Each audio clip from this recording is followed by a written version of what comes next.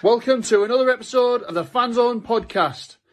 Your home for all things Bolton Wanderers, up the Trotters, the Northwest's #1 podcast.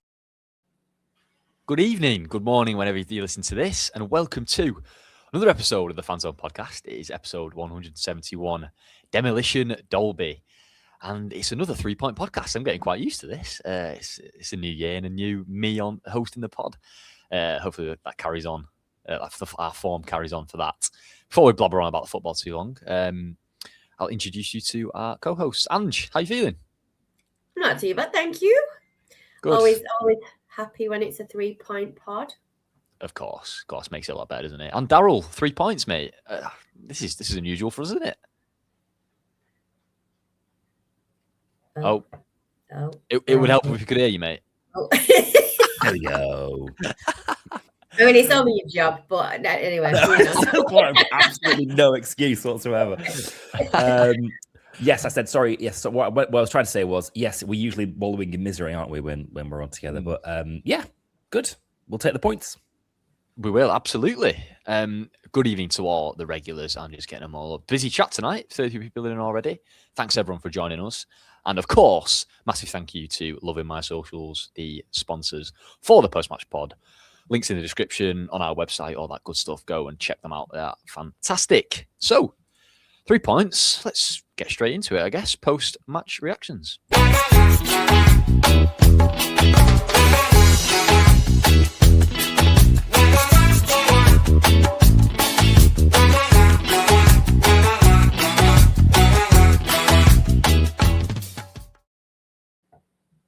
So, yes, it was a frustrating night again against Burton, which it seems to be every time we play them. But we came away with 3 points thanks to a last-minute winner by Dalby, a double which I think combined with about 8 yards out, I think they were. 2 proper poachers finishes.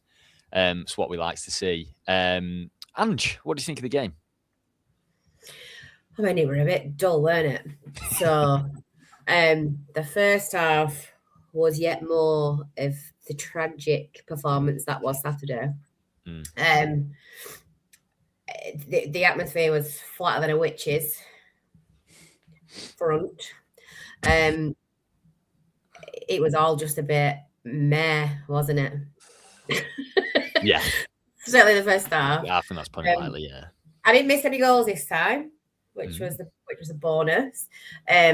But once again, Mr. Dalby absolutely showing why we brought him in. I can't believe he's played 3 90-minute matches, because I never saw him as a full match player, let alone three in a row. But he seems to be getting stronger and stronger every game. He's just getting better and better, which is a lovely thing to see. Nice little bit of change in formation in the second half. Nice contribution from the substitutes. Always good when they come on, and especially I think when he's had a bit of a tough ride, and I've not been particularly had glowing reports about his past couple of performances. So it was nice that he was involved in the build up to the goal. And Thierry, who I think, like I said on Saturday's pod, his head seemed to go a little bit. I don't know if the pressure was getting a little bit to him. But nice to see those 2 boys contributing to the goals. Another absolutely terrible referee. I mean, but I think that's unanimous throughout the league, and every game that has gone on since the start of the season. I don't think anyone's had a good word to say about any of the referees. But yeah, the second half was a little bit more, there's a bit more to it. But yeah, I mean, I was tempted. I was really tempted. I am all about the points. I was really tempted to put a poll on Twitter about, would you rather us play really nice football and lose, or just get the 3 points? Because there is a lot of there's a lot of whinging. Twitter's not a great place at the minute, is it, for the Bolton Wanderers hashtag? Well, I think it was until about an hour ago when we signed someone, wasn't it? And now everyone's going to get promoted. I mean, I think yesterday it was, we've signed someone. No, don't sign. What have you signed in for? Do you know what I mean? Like, oh my God. I can't even bear it. Roll on the 3rd of Feb or whatever the closing date of the window is, because it's driving me up the wall. But yeah, I think potentially that signing might add a bit of lightness to the rest of the week in the run up to Wimbledon. Yes. Yeah, that is all. Yeah, I'm sure we'll talk about some more signings later on. But yeah, a couple of additions in the last, 26 hours, I guess, really. Corey Bakitera and Rob Apter on loan from Derby and Charlton, respectively. Of course, Championship clubs, both players with, one with a League One promotion on his belt, and the other with a decent season last season at Blackpool in League One, which earned him a move to the Championship. So yeah, I'm sure we'll discuss them later. But Daryl, what did you think about the match? Hang on, before I go on to you, massive thank you to Josh for the $1.99 donation. Cheers to 3 points. Cheers, absolutely, mate. Thanks, Josh. Cheers, mate. Daryl, go on then. The floor is yours about last night. It's amazing how much what I was going to say tonight changed on the 93rd minute, right? I mean, or whatever it was. I mean, I've got a notes section thing here just full of criticism and all the things we were doing wrong and the way how the formation wasn't working for us and how individual whatever. And we can go into some of those, and I think probably will. But yeah, I mean, yes, of course, 3 points matters. I think my kind of overriding sort of feeling is that we are getting away with it a little bit. And you can look at us getting these late goals as us not being, not giving up and having the determination to keep going and all that sort of stuff. And there's no doubt that Dalby was like absolutely where you want him to be as a striker. Yeah. Which is really great. He was on a couple of occasions for the first goal as well, and which is really great because that's been massively missing from his game. I think his positioning's been like pretty woeful as he's been sort of finding his feet, and he seems to have he's clearly been working on that and has perhaps just refound a bit of striker's instinct of kind of being in the right place. So full credit to him for that, and that obviously helped us win the game, but I can't help feeling that we are sort of getting away. The other way to look at it is that that was a goalkeeper mistake, and the goalkeeper parried it out. And if he hadn't parried it out, we'd be talking about a draw at home to Burton.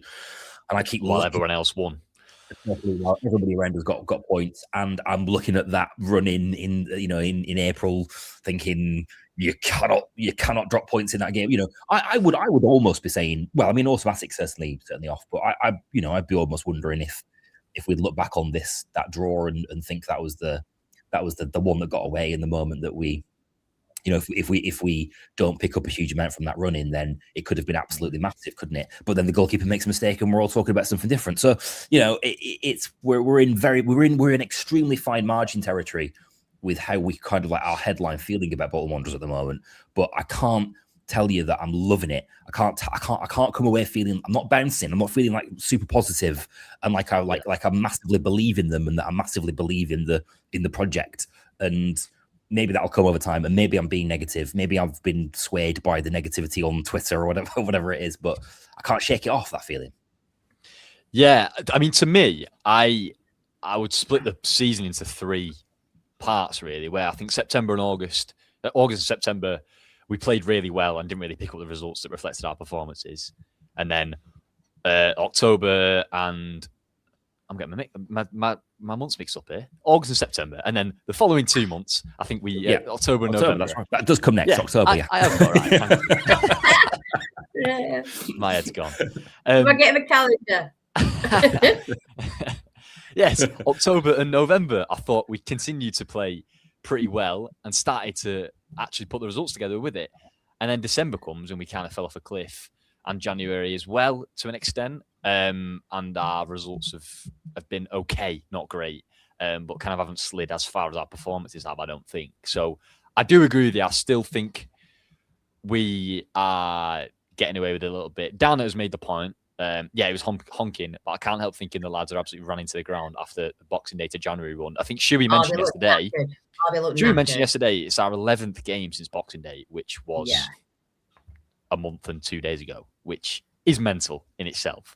Obviously, other teams have played a lot of games as well, but I don't think there's anyone that's played as many as we have. Well, Burton haven't, and because they've had a couple of cancellations, and crucially for the weekend, Wimbledon haven't, because their game was called off. So.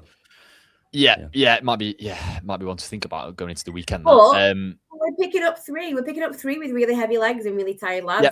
So yeah, exactly. I, on the other face of that, we picked up 10 points in 12 games. Where I remember looking ahead to these fixtures, saying they're winnable games, but we said that before over Christmas, and it didn't quite turn out that way. So 10 points out of 12, you really can't really argue with that, to be honest. I mean, some will, but yeah, no. Yeah, well, yeah. My point being, in this third of the season, performances haven't been as good, but the results have still been okay. My thing is, if the performances don't improve soon, I imagine the results will start to match it. I will say, last night, I think we were more deserving of a win than we were at the weekend, because, I mean, some of the misses in the first half, Johnston managed to miss basically the same chance twice in 2 seconds. Yeah, Dempsey went through own goal and sat the defender down, did really well, and I just had to slide it past the keeper. Keeper made a decent save, and then again Dempsey in the second half did the hard work, turned the defender, and keeper made a good save again. So yeah, we missed some really big chances where if we put our first couple of decent chances away, we're 2-0 up and we probably coast away to a comfy win. But yeah, obviously we don't do it that way. We have to score our last chance of the game like we always do. So yeah, I'm exciting. Yeah, of course, yeah. It's our eighth 90-plus minute goal of the season. And do you know where we'd be without them? Ooh, good question. No, go on. We would be 15th. Ooh. Without any 90-plus minute goals, we'd be 15th, which obviously would not be great. But we have scored them, so yeah. In terms of signings, Darryl, do you want to take the floor? Do you know much about Rob Apter or Corey Blackett-Taylor? I've been doing a bit of digging on Rob Apter. Yes, I have. I've got some. I used to when I lived in London. I lived not far from Charlton, so I used to go to Charlton as my sort of second team every now and again. And unfortunately, it was utterly miserable. I can't remember what era that was. There must have been like at the bottom of the. It must have been league for 2019. I don't know. Anyway, it was miserable. It was awful. Anyway, I've sort of picked up a few kind of Charlton fans, and actually I've been messaging him in the last hour or so, and some interesting responses really about him and how he has kind of been basically sort of frozen. I mean, he's bought for quite a lot, for about I think best part of 2 million. Yeah. And he was certainly like one sort of a big signing for them, and did really well. Had a bad game and has like basically never been seen again. So in the Charlton team. So. And I think a lot of people say, and the one guy in particular was like, this is ridiculous. Nathan Jones doesn't know what he's talking about. You've got a brilliant player if you play him on the wing and stuff. So that's quite promising. I mean, you never really know, do you, until you've kind of seen somebody consistently. I don't think Charlton have seen probably enough of him to be able to actually say for sure how he is over a slightly longer run. But I think in terms of definitely where we need reinforcements, I'm pleased with wingers. One person actually did say, one red flag said he's good on the ball. He loves cutting inside and floating it over or trying to float it in. I was like, Oh, we've done so much about this.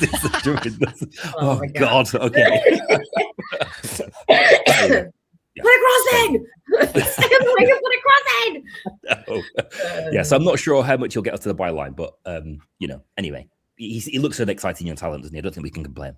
Yeah, I'm excited. I think one thing that was interesting, obviously, we switched to a back five over the last couple of weeks, which has kind of meant especially last night we played without proper wingers.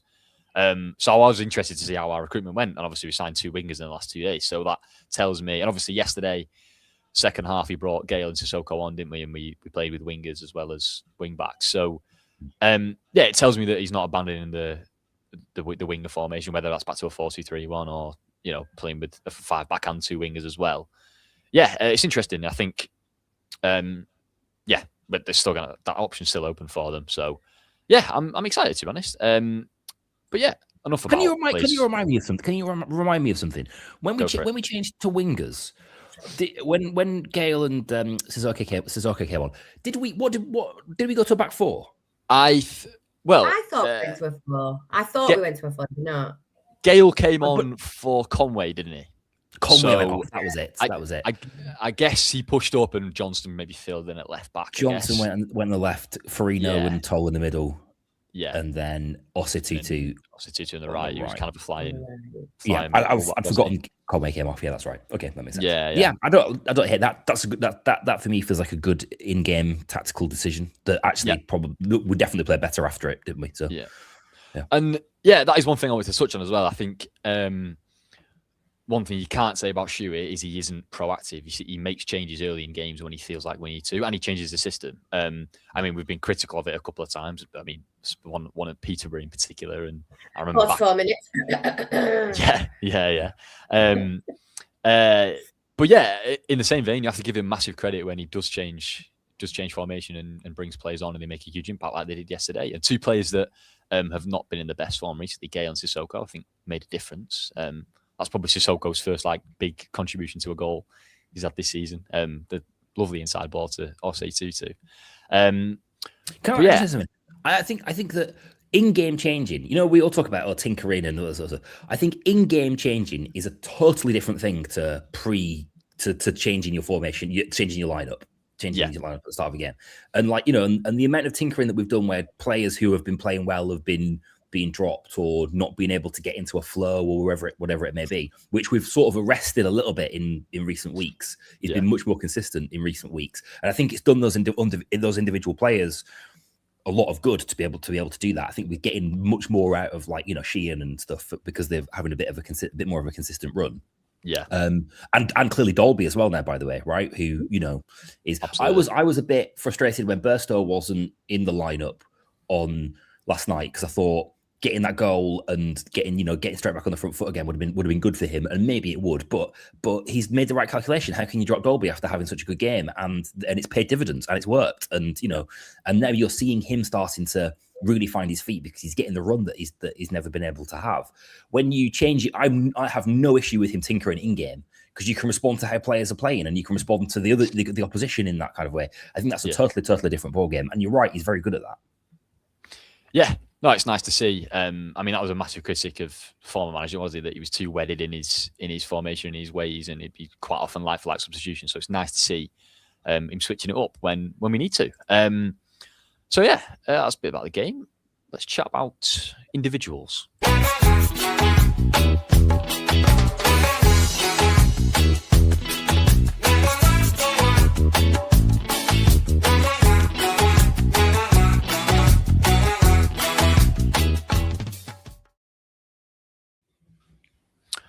So yes, man of the match. Ange, I'm going to hand over to you first, if that's okay. I know you've just told me your Wi-Fi is playing up a little bit. Let's see how we hold up. It's been slightly temperamental. I don't think it'll be any surprise that I'm absolutely another vote after. I can't remember. We've done that many pods. When was the last one? What day is it today? Sunday.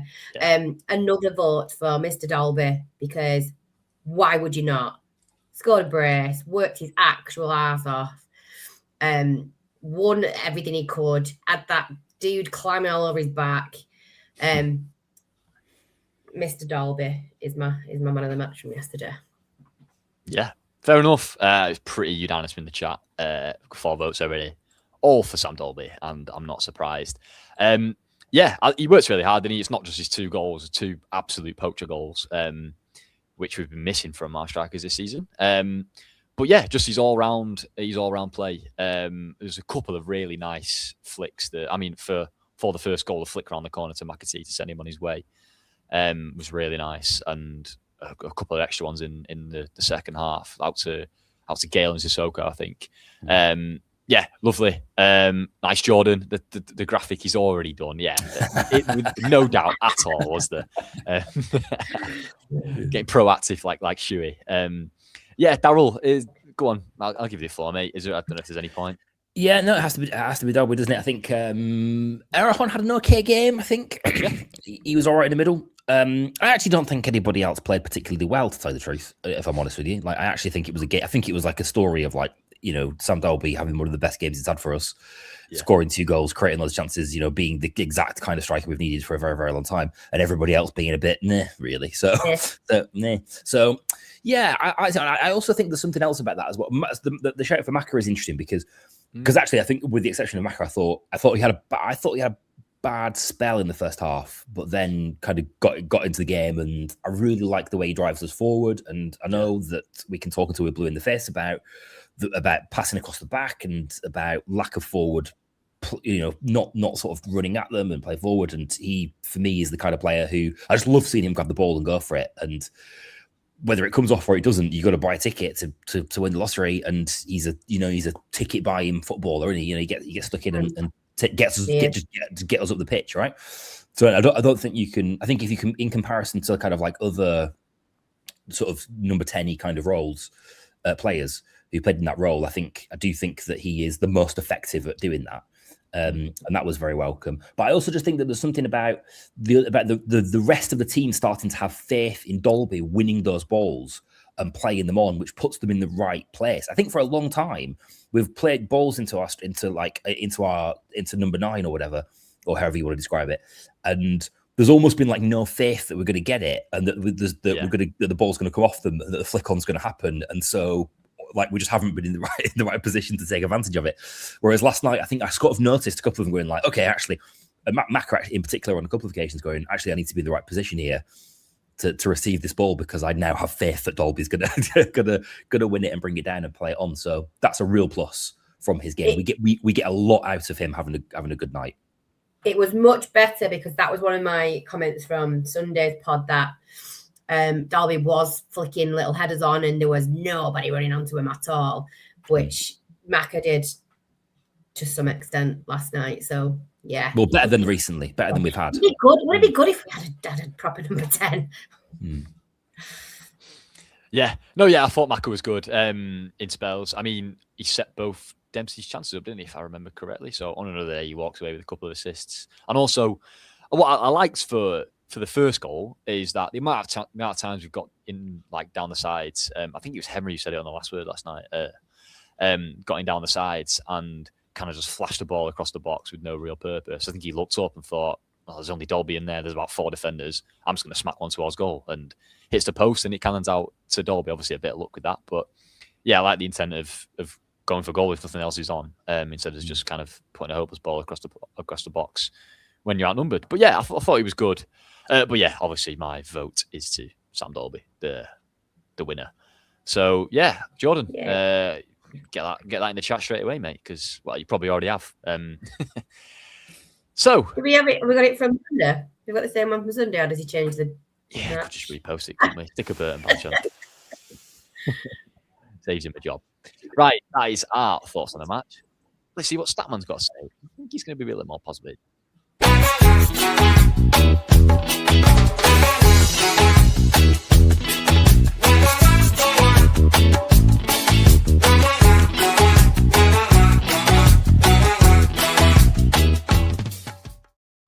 Hello everybody, welcome back to the Gaffer's Notebook with the Statman, and today we're going to review another last minute win against Burton Albion, but this time it was actually a pretty good performance, so I'm going to applaud Mr. Stephen Schumacher, and you'll see why a bit later on, because it was very, very good from him and his coaching team. Again, something I've not said very much this season. But before we get on to the tactics board, there's a couple of things I want to say. So FOTMob, who are one of the statistical apps that the Statman quite likes to use, but they aren't sponsoring us. Some other statistical apps are available. Unless FOTMob would like to sponsor us, then, give us a bell. But anyway, they claim you created 6 big chances, and I would have to agree. Because it was a very, very good performance, creating chances-wise. Converting them, not so much, as per. But yeah, the actual creation of the chances, which we've not been able to say this all season as well. But yeah, creating the chances, much, much better. I can think of about 9 Dempsey had on his own. Think of the one in the first half where he gets played in, sells the defender the wrong way, and then the blooming keeper makes a good save, to be fair. Dempsey should have had a better shot there. But anyway, it was a very good, creative performance. And at the heart of that was Mr. John McAtee. And I can't quite believe I'm saying that because he's took some stick this season. And to be fair, he took some stick last night. Because I put out a tweet when he got subbed off saying, Mr. McAtee, well done, good performance, son. Because it was. It was a very good performance. And people replied to it saying, are you joking? Me? Joke? You must be laughing. Honestly, why would I joke about football? No, but being serious though, he was very good. Apparently, he only created 1 big chance. That's just not right. It was definitely more than that. Again, I can think of more than one off the top of my head. Probably the best one was again for Dempsey. McAtee blooming nutmegs the defender with a pass. Dempsey with the body fate of the century. And then, again, it's just straight at the keeper, the shot. Work on your shooting, honestly. Just get a striker in for a couple of weeks to tell you how to shoot. Cameron Jerome, you're free, mate. Take some shooting drills and training, because blooming heck, it is painful. Anyway, yeah, McAtee was very good, as we'll come on to when we go to the tactics board right now. So, Mr. Schumacher went back to the back 5, did he not? Not the same back 5, though, which is quite interesting. It was not a 5-2-3, 5-2-2-1, whatever you want to call it. It was a 5-3-2, 5-3-1-1, whatever you want to say. It was a midfield 3, basically, with a number 10 ahead of it. And this was very interesting because it helped you create structures that you have used in the back 4, just in a bit of a different way. Like, we look here, we've got the midfield diamond, and having a 4 like this in midfield when you've got the ball is always very good because it overloads the opposition, because no team in the world play 4 central midfielders because you just leave massive gaps if you do. But when you were actually building up, it never looked like that at all. Let's say Toll has the ball on the right-hand side. Christie would bomb up to the right wing like Cozy Dubry would be playing, basically, or Rosie Tutu, whatever you want to say. The right wing would be there. And interestingly, Aaron Morley would always come out to this right-hand side, and clearly instructional, because it was the weirdest run to make if it wasn't. Raham would come over, and Dempsey would come over. And what does that formation look like when Conway pushes up a bit? It's a 4-2-3-1. Can you believe it? It's a 4-2-3-1, and he's created it in a very interesting way. But that was the right side. What happened on the left then? Well, let's put everyone back where they were. Everyone back, go back, and then, okay. So, Conway's a bit more of a natural fullback than Toll would be if you were playing on that side. So, Conway stayed at left back, which leaves this area on the left wing open. Who went in that area? Kyle Dempsey went in that area. He pushed up here. Arahan came over. Morley came over. And again, Christie pushes up. Now, who does that leave in a bit of a free roll as the number 10? John McAtee. And he was quality. He kept popping up in random spaces where there'd be no marker on him because they'd have to leave someone in a much more dangerous position to go mark him. And he just played it about. And that's what your number 10 should do. And I cannot stress that enough. Your number 10 has got to be given the freedom. Go where he wants and play whatever kind of pass he wants. And that's what McAtee had. And we've not blooming seen that all season.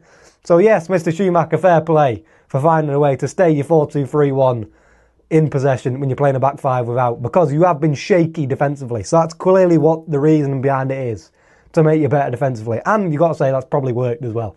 So fair play. But yeah, number 10 has got to be allowed to create. And when he was in this game, how good was he? And yes, not everyone agrees with me, but I would argue he was a massive reason behind that win. And yes, you didn't win it until the last minute. But again, you created 6 big chances and could have scored about 97 in the first half alone. So, yeah, and also fair play Dalby, because he's had a lot of stick and he played well. 2 goals. Yes, scrappy goals, but your striker has got to be in the right place at the right time. And he was in the right place at the right time. So fair play. The stat man has been very positive today. This doesn't feel right. It's not normal. But anyway, I'll let you enjoy the rest of the show, and I'm sure I'll see you very soon. Goodbye. some nice words from the stat man. It's been a while since we've heard that. It's nice to hear. A lot of praise for Shuey, a lot of praise for John McAtee as well. Yeah, nice to hear. That does not match my mood. Why is that? I was trying to think. God, he's so happy about a game that I thought was drab and terrible. And I don't know. I think he's buzzing off. I think he's still buzzing off United winning 2 games in a row. That's true. Michael Carrick's That's right. Yeah. So you see football in a different light now. Yeah, he does get very, very excited about the stats and stuff and the shapes and tactics, things like him. He has no emotion tied to the game whatsoever. So yeah, I think that's why. It was interesting. It was interesting actually the way that he described how we'd managed to kind of create a shape within a shape. I didn't sort of like that. I didn't notice that really on the day, and I'm not sure it helped us get the ball forward as much as as much as his enthusiasm for it suggested that it did. And I think that's still a glaring problem, regardless of what kind of shape we take, regardless of how energetic, regardless of where ball goes, we didn't get the ball forward enough. So anyway, yeah. I think it is interesting. Obviously, we see the teams lined up on paper, and we feel like I feel like a lot of people get wedded down on what it looks like on the team sheet or on your whatever app you use. But it is quite fluid, and it's funny how formations that feel a lot very different can often end up being quite the same if you shift a couple of players about. And like Cam said, it pretty much ended up like a 4-2-3-1 when we had the ball. So yeah, interesting. Now it's time to do 3 up, 3 down. I think it's 3rd or 4th pod in a row where there's actually 3 of us. So yeah, it works.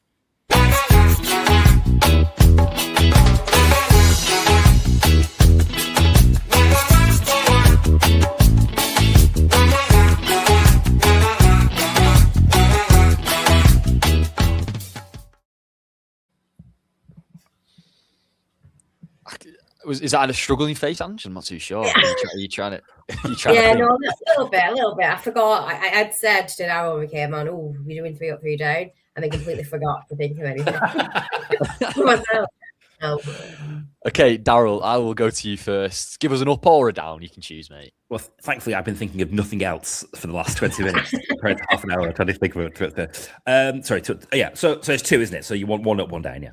Okay. Yes. So, I mean, the obvious down, and I think we obviously have to have a chat about it, and it needed to come up at some point, was the crowd, which was poor for a number of reasons. It was obviously, thin, which is, I don't know, what was it about a cold Tuesday night against Burton that meant that people didn't want to come to that game? I don't know.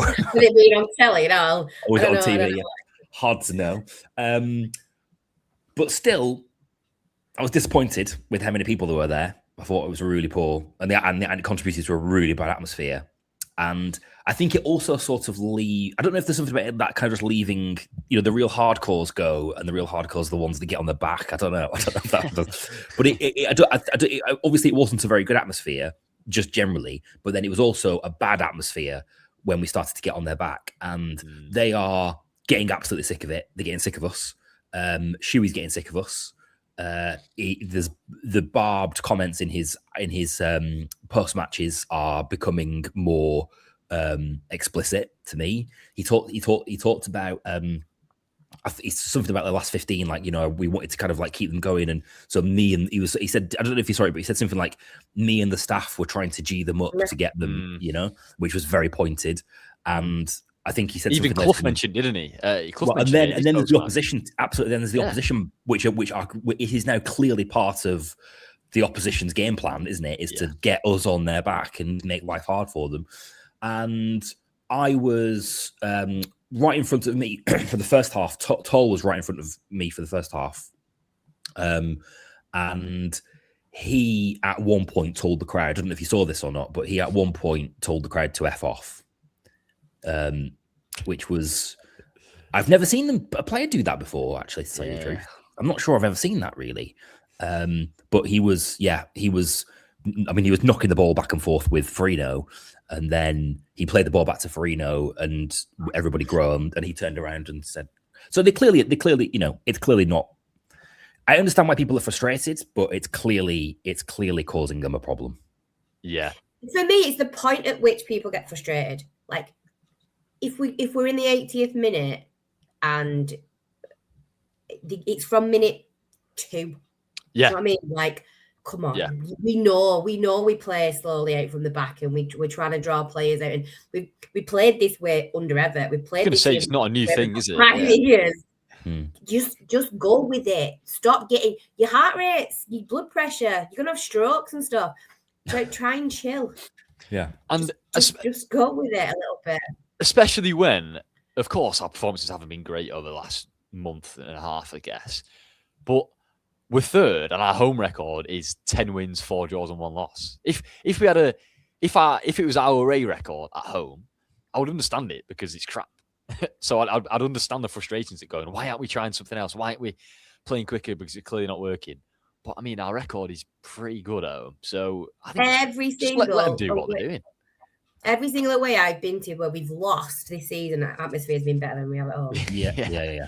I mean, it always is away anyway, isn't it? The home crowd is a different, an odd crowd with the hardcore away crowd dispersed amongst it in a way that doesn't kind of lend itself. I remember I was speaking to a mate who's been speaking to the club about trying to kind of do something to try to improve the atmosphere.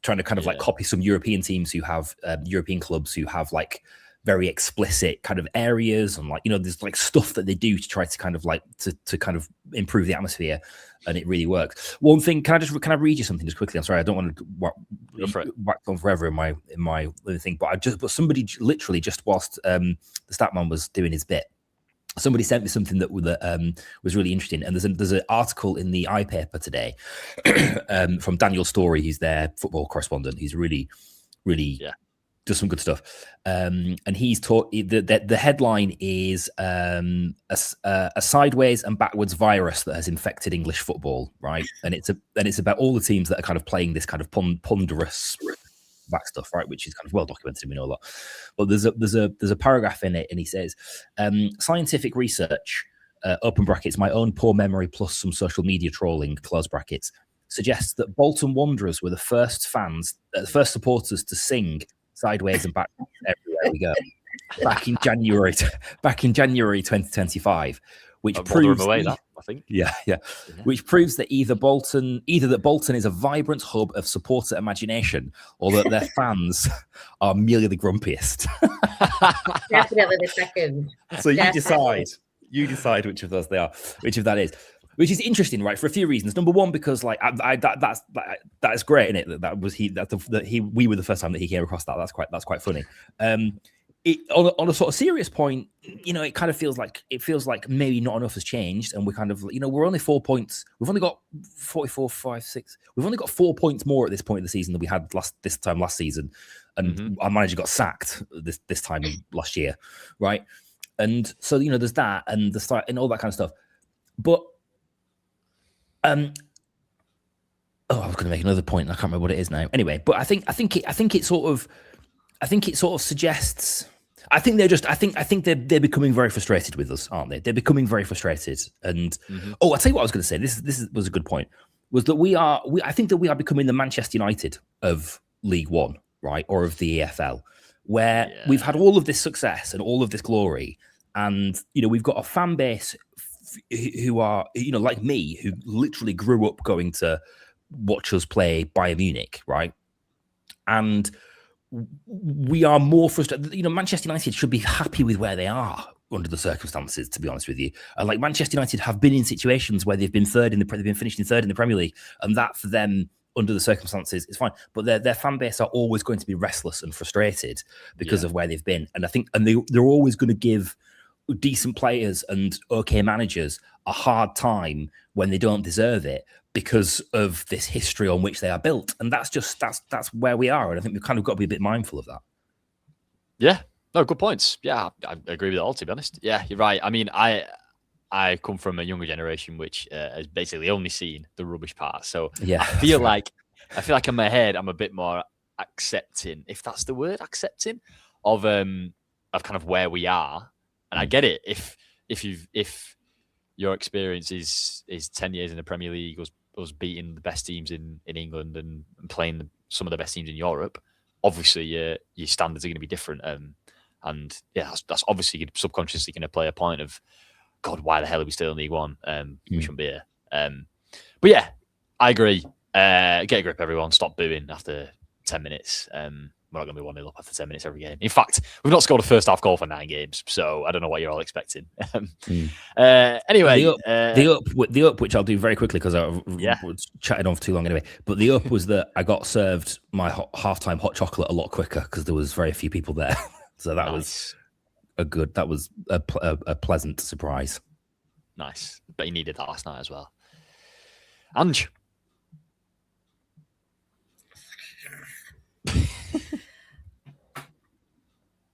I'm really struggling with my down, which is a good one. That's a good thing. I suppose. Yeah. I mean, I can go. I'm also really struggling with my internet. I'm really, really struggling with my internet. Right, I'll give you another. Okay, I'll go for it. Go for it. Right. Can you hear me? Yeah. My up was striker on the score sheet again. So Sam now coming into a bit of form, hopefully, with his shooting boots. It's only a positive thing.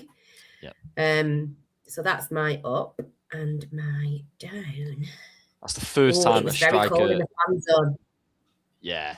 Oh yeah, from actual play, not from first time a striker has scored from us after starting a game since Peterborough home, which is back the end of September or October. I can't remember. Wow. Yeah, a long time ago. That's a really crappy stat for you. My down is how cold the fan zone was. So the wind was absolutely. I went in the outside fan zone, forgot there was an inside one. We wanted to go and get pizza, and it was actually blowing a gale through there, and it was freezing cold. It was colder in the fan zone than it was in the stadium, and you know how cold the stadium gets. So yeah, I'm going to go with the chilliness of the fan zone. Nice. Yeah, I'm going to go. And Darryl, I'm probably going to upset you there because my down is that I didn't go because you're the problem. You're the problem last night. I know, and I was even booing. You could probably hear me. I was booing from Manchester Power League 5-a-side when it was still 0 after 10 minutes. No, I know. Well, I managed to watch the first half live, and then I did I say it's my down or my up? I'll do both in one because my down is I didn't go. Yeah, but my up is I managed to. Well, our game finished at I think it was about 9:25, so I got it straight on my phone, and obviously saw it as 1-1. So I managed to see the last 10 minutes and. Saurus scored the winning goal, which is good, obviously. So yeah, my down is I wasn't there. My up is I still managed to see us win. So yeah, I will take that. I know. To be honest, SCG, I'll take it. But I know it's my first home game I've missed when I'm in the country for about 3 years, and the last one was when we beat Exeter 7-0. So yeah, I've not got a great record of missing home games. But yeah, if we keep winning, then it's fair. I'll stay away. So, thanks for the ups and downs. It's Fanzone fan focus time. Still time to get all your comments in the chat if you still. We've got a couple starred, but yeah, welcome to go and chuck in your questions and talking points. And I will hand over to Ange.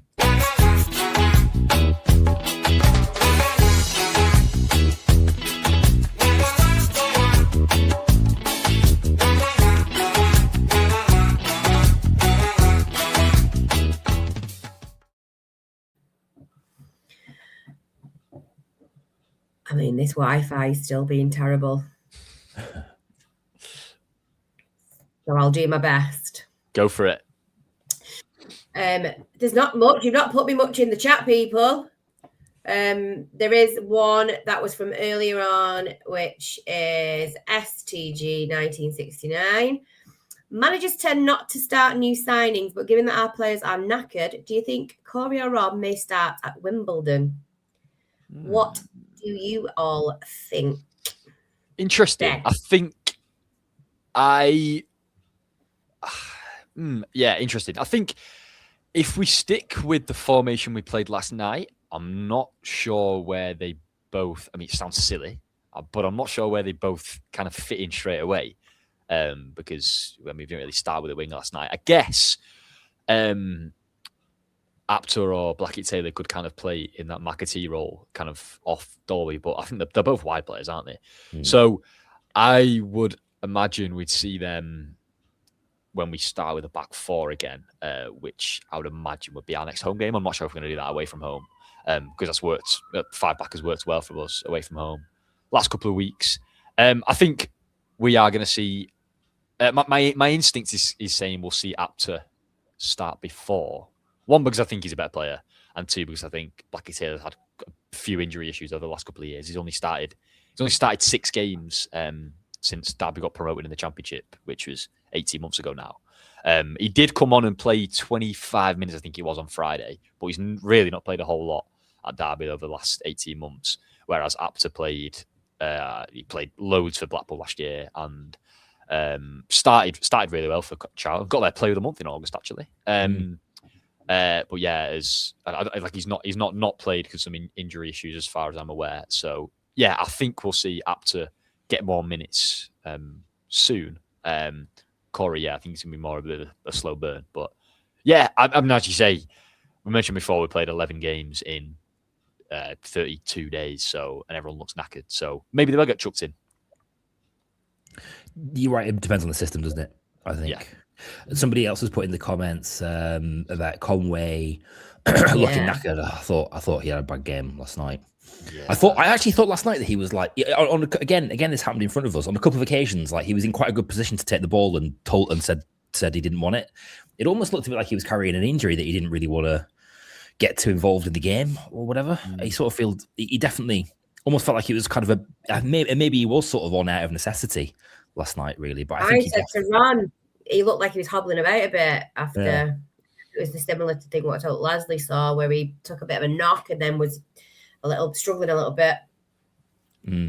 Yeah. I mean, I said it a million times about Cozy Dewberry, how he's a young player and he basically played every minute for us because we didn't have a backup on that side of the pitch. And I know his injury wasn't like a muscular injury, so you can't really blame it on that. But he's now injured. And maybe if we're resting a bit more, that kind of wouldn't have come about. And I do kind of feel the same way about Conway. He's a young lad making his first season in League One football, and he's basically been hung out to dry. I don't know if that's a bit harsh, but he's basically been, you're the left back. You've got to play pretty much every minute for us. Obviously, Taylor was signed as a bit of a backup left back, but yeah, he's really not impressed. So I don't think he's trusted to play there. I would be maybe not surprised, but I think I'll be a little bit wary if we don't sign someone who can fill in for him there once in a while, because he does look knackered. But it's a risk as well, because you get your injury, he gets an injury, or performances have fallen off quite a bit, and that's not good for his confidence at his age. You can overplay a kid. He's a kid, isn't he? Really, and you can definitely overplay him. Yeah. Someone mentioned about Tutu. He can play on left as well, but then I think we're left a bit short on the right side. I mean, I think Christie was all right yesterday. I don't think he has the legs to do that for more than sort of 60, 65 minutes, like he did last night, and definitely not twice in a week. Yeah, we'll see. I know we've veered away from the question about Blackie Taylor and Apter there, but yeah. Don't we always? We'll move on. We'll bring one up from Josh. He sent us £1.99. How many points should we be aiming for from Wimbledon, Barnsley, Lincoln, Reading, Blackpool, and Exeter? I'll put it up so you don't forget. A lot of games there, but this is pre the serious running beginning where we start playing at the top of the league. So I think I understand why Josh is kind of stopped there at Exeter, because these are games where I would be expecting us to pick up a fair few points. Yeah. I think to me there, I would say the games I would expect us to win are, well, I don't know what I expect us to do, but I would want us to win are Wimbledon. Barnsley are a bit of a mess, aren't they, right now? And it looks like a couple of their best players are going out the door, and they very rarely reinvest their money. So I think they're in trouble. Wimbledon, Barnsley, Reading have been decent as of late, but I would still want us to go and beat them. Are we away at Reading? It's away at Reading. I probably would take a point there. I'd take a point, honest. I think. Yeah. And then Blackpool, after initially a good start under Everett, have kind of fallen off a cliff, haven't they, again? I think we have to beat them at home. And then that'll be a game, won't it? That'll be a game, that will. Yeah, it will. That'll be a good game, that. And then Exeter away, who have actually been really good as of late, one of the form teams in the league who have got a really good home record as well. It's not too far off our home record, so don't want to be negative. I think I'd go there and take a point. So, beat Wimbledon, Barnsley, and Blackpool. Point away at Reading, Exeter, and Lincoln's the big one, isn't it? Really, I think. Is Lincoln I at would home? love Lincoln's away. Away. Yeah, I mean they've got a really good home record as well. I'd walk away happy with a point, to be honest, out of that. So very happy with what am I saying there? 3, 6, 9, 10, 11, 12? 12 out of 18? I think I'd be happy with that. Yeah, I'd agree with that. I'd endorse that. What a statement it would be if we could get a result away at Lincoln. That would be big. Yeah. One thing I will say about our run at the end of the season in the last 7, I mean, everyone's been going on about how tough it looks. In the reverse fixtures, I will need to double check, but I'm pretty sure we're unbeaten. I think we've won 3 and drawn 4 in the reverse fixtures of them games. If I'm right, it's Cardiff, Luton, Stevenage, Huddersfield,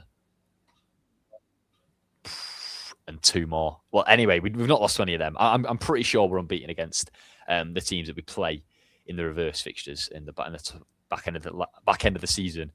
And I feel like we're a bit the opposite of Everett, where we were really, really good against the rubbish teams and fell apart against the good teams. I feel like we're a bit the opposite this season, where we've stood up to the task against the better teams and kind of stumbled against like the lower half table. So I'm not as nervous about that. Yeah, we did lose to Stockport. Yeah, first game this season, I think we played. Got to write that off. Yeah, got to write that off. Yeah. Stockport. Yeah, we did. But yeah, I'm less wary. Well, less kind of resigned to defeat again in them games as I would have been like this time last year. Yeah. Shall we have one last one from our Jordan? Go for it. We've just about got time. HR won't get on our cases. My dad's been in touch. Angela, have you seen that? Yeah, I have seen that. He's always put a big coat on. I've convinced him to listen to watch the podcast.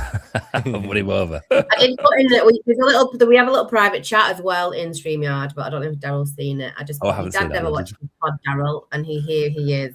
There he is. Thanks. So Daryl's dad is also my uncle. So yes. So thanks for Martin. He hates me calling him Uncle Martin, but thanks for watching. And I did have my big coat on. So last one from Jordan. Do you reckon? Sorry. Yeah. Sorry. I just. The comment. That's my daughter as well in the picture there, by the way. Can you believe? Cute. Sorry, Andrew, I messed you up there. Go for it. You've messed me right up. Do we reckon there'll be any more players leaving before the 2nd of Feb? There are rumours afoot, aren't there? What do we think? Do we think Aaron Morley, Josh Sheehan? There's a few rumours out on Twitter, certainly, about the money being offered for those 2 in particular. But do we think anyone will leave? Go on, Darryl, let you take this one first. I would take almost any money for Aaron Morley at the moment, if I'm honest. I think he's been extremely poor for us. I just don't think he's ever found his feet. I actually don't think he's very happy here either. I think he much preferred his life at Wickham. I think that's fairly well documented. I think he had... I can't remember who I was talking to about this, but I don't know whether how reliable this was, but I think he was he lived in a really nice place, and I think he just was just happier, and it bled into his football. And I don't think he's ever massively found his feet here with us, has he? So I'd be happy to take some money from Morley, and I would be happy to pay all of the money to keep Josh Sheehan. I think. Yes. Yeah. I think he is as close to as an invaluable player as you can possibly get for us at the moment. I think it'd be madness for us to let him go, to be honest. Unless someone comes in with a stupid offer, which I don't know what is, over 2 million, really. I don't see anyone paying that, though. I mean, the only argument for him going is if he wants to go and basically begs us to go because he wants to play at a higher level. But the rumours have been League One clubs, haven't they? And I don't know. I don't understand that. The only League One club that I can confidently say are at a higher level at the minute are Cardiff, and he's a Swansea boy, so I don't really see that. And also, I get people might say he's 30, we should cash in now, but I think out of all the kind of players in our squad, I think he's suited to play deep into his 30s. Like he basically relies on his technical ability and his brain. That's where he comes from. He doesn't really rely on his physicality or his fitness, which is decent, but they're not the main attributes in his game. To me, he's like a younger, probably not as good Barry Bannon or Ollie Norwood, who are still kind of at the top of the game at I think 34 and 36 now. And yeah, they've heavily relied on their technical ability and their brain to play deep into the 30s. And I don't see why you can't do the same. So yeah, if it was like a winger that was maybe losing his pace or a fullback or a centre half, something like that, that's not got the legs anymore, then I'd get it. But he's shown absolutely no signs of slowing down. So yeah, unless a madness offer comes in and we can use that money straight away to go and sign someone else who is as good, if not better, which I doubt we could, I don't get it. I agree entirely. And he is exactly the kind of player who we want to carry into the Championship with us, and I'd like to see him. I'd like to see him in the Championship. I think he would thrive in the Championship. He plays so much better against better opposition. He does. He absolutely does. Absolutely, 100%. And also, like you talk about cashing in on him, but like, what is the value that we're getting out of Josh Sheehan? Because okay, you can get some money for him, but the value that we're getting for him is the prize of promotion, right? And that is financially much more lucrative than a couple of million that we'd get for him. So yeah, I would seriously be questioning the board if they did let Joshua go. I really would be.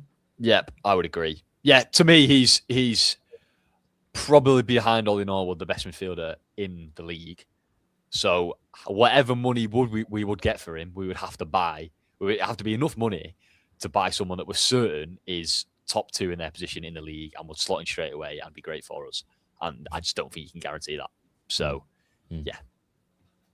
I agree about. Sissoko maybe. I mean, people canceling his loan free unless we need to free up the space. There wouldn't be any point in it. But my understanding with loans is it's there's no limit on how many you can have. It's you can have up to 5 in a match day squad, can't you? So obviously, Cozy Dubry won't be in the squad for the next 3 months. So that's one down straight away.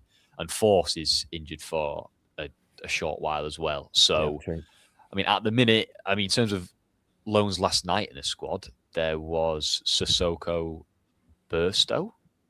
Is that it? And of course, obviously, Apter and Blackie Taylor have come in, both on loan. So that's up to 4 if they're in the squad. So Force is out for. How long's Force out for? I'm not too sure exactly, but I remember Shuey saying it was at least weeks. So he's not back like soonish. So is that in the match? So you can have as many loan players as you want in your registered players. Full squad, from my Football Manager knowledge, that's what it is. Yeah. You can have as many in your matchday squad, but you have to. In your starting 11 and bench, you can only have up to 5. Yeah. Right. Okay. Yeah. Well, and obviously. Well, yeah. Obviously, Teddy was one of ours, wasn't he? And has gone back, so that freed up 1. Radix has said 6 to 8 weeks for Force. So yeah, we've got 2 loanees that we're not going to see in the squad for at least a couple of months. So that frees up a loan spot. So I think the need to send another one back, which probably would have been Sissoko, has gone down a little bit. And he did okay last night. But yeah, I imagine with the 2 loanees we just brought in, he's going to be down the pecking order. So I don't think we'll need him too much anyway. But yeah, but as for Morley, I completely agree, to be honest. Last night was his chance to come in and grab the shirt if he really wanted it and show that he could step in and be Sheehan's replacement if something happened to him, if he did get injured, if his injury was a bit more serious. But yeah, just really failed to get into the game, didn't he? And yeah, I said it last season. I said it this time last season. I thought we should have cashed in when his stock was high and when he was touted as one of the best midfielders in the league, when I don't think anyone at Bolton really actually believed that. But yeah, we didn't. And I did say we might be looking at in a year's time him coming back to Bolton and doing what he did before, where he looks okay in spells and suddenly his value is halved, and we're trying to flog him for whatever we can. So hate to say I told you so, but yeah, no, that's a fair assessment. One thing that is just making this is a bit more incoming than outgoing, but one thing that is kind of just still making me anxious is, and I'm sorry, I know we're a bit on time here, but I'll just throw this in the mix quickly, which is that I'm still not sure we've got the keeper we need to get promoted. Yeah, to be honest. Yeah, I think I agree. That I mean, it's weird because he's barely been tested. Wigan didn't have a shot on target. They had one last night, and it was like, it flicked off their head and went to the post and in. And I think Oren had 2 shots on target, and he saved one of them. What the other one's in the top corner. So in terms of shot stopping, he's really not been tested. We don't know. Do we? No. We don't know. That's the thing. You're right. The main thing is we don't know. We ain't going to get another keeper in. So we've got to rely on that defence, just not letting him anywhere near him. That's all we can do, I think, at the minute. Yep. Yes, certainly we need better if we go up. We absolutely need better if we go up. Yep. I think I agree. Let's see. Is that it for Fan Focus, Anne? Should we done? Yeah, that's it. Brilliant. Thanks everyone again for your contribution. We have just ticked over an hour, so we're going to end it there. Thank you all for watching, wherever you're watching. It's been great. I had 114 along with us tonight. It's always good on a 3-point podcast, isn't it? As I said before, big thanks to Love My Socials, our sponsors, links in the description, all that good stuff. Wrong way, Ange. Am I pointing the right way? Daryl's got the easy one, hasn't he? Easy for me. Yeah. No, it's not that. It's that way on my screen. I know, Ange, we've been through this. I've been pointing the wrong way for years. To me, I'm pointing off the screen. Right. That's off the screen. Am I pointing the right way now? Right, anyway. It's in the middle. It's in the middle. We don't need to point it. But yeah, thank you all for watching. Thanks, Ange. Thanks, Daryl. Hope you have all a good evening. And cheers to 3 points.